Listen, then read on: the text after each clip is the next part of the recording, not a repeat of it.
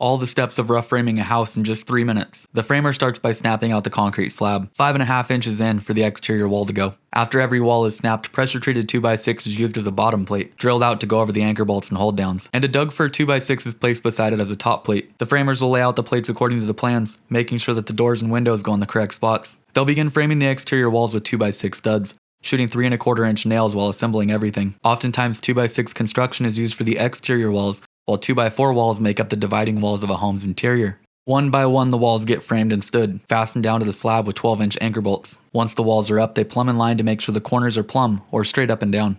In traditional construction, walls are framed at 16-inch on center, interior and exterior. Sheathing is then applied on the walls. 1/2 inch thick, 4 foot by 8 foot panels give the building the shear strength it needs. These panels are nailed off with 10Ds, or 2 3/8 nails, every 6 inch on the perimeter and 12 inch in the middle of the sheet. At this point, the first floor is complete. Layout of the second floor is 16-inch on center, installing TGI floor joist. As the framers install the floor system, they're installing an LVL or LSL rim board, building out the perimeter of the building. The framers are using PL400 subfloor adhesive under their 3/4 inch tongue and groove sheathing, nailed down with 2 3/8 ring shanks, at 6 and 12 once again. Now repeat the process, snapping second story walls, plating and framing. Since these walls are up high, sheathing them on the ground makes them much easier to stand up finished. One by one, these walls get stood. This is often why crews operate with 4 to 5 guys, is to be able to have the manpower to lift these walls. A router is used to perfectly trim our openings, leaving us with a nice clean finish. During our rough framing inspection, the inspector is going to look at every single nail placed in the sheathing on these walls. We have strict details telling us the perimeter nailing, in the field nailing, and more. Our nails can't be too high or too deep. They need to be perfectly flush with the sheathing to avoid damaging the shear values that we're trying to accomplish.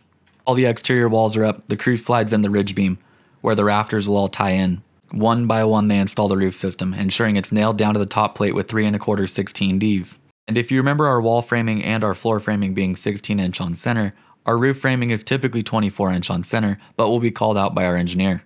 We carefully cut back each of the tails of the roof framing, leaving it with a perfect 16-inch overhang. This is going to allow us to attach our fascia board to it and give the building a finished look. Since this isn't a floor system like the one that we built below, we don't have to glue this. Fascia board gets installed all the way around the building's perimeter, followed by roof sheathing. Our roof sheathing is 4 foot by 8 foot by 5/8, nailed off at 6 and 12 with 2 3/8 nails. Once they're done with that, the building gets last minute hardware, fastening everything together per plan, and it's ready for inspection.